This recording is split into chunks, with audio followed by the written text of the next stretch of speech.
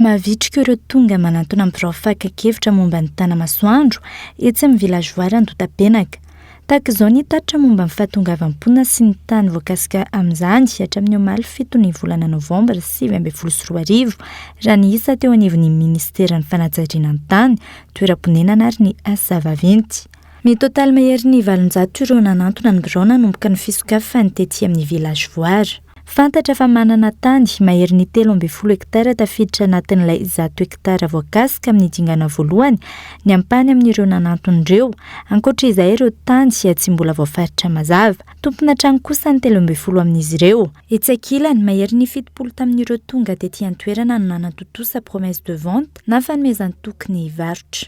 Zava-dehibe ny fanantonana ity birao fankakevitra ity raha ny fanazavana.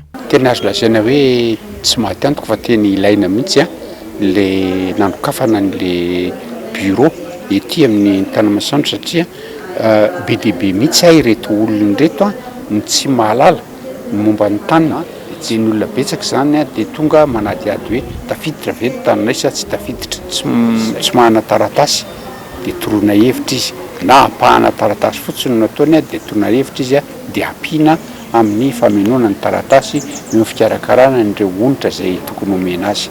Itoetra ny fisokafan'ny birao ato anatin'ny andro maro manomboka amin'ny 7 sasa maraina hatramin'ny 4 hariva.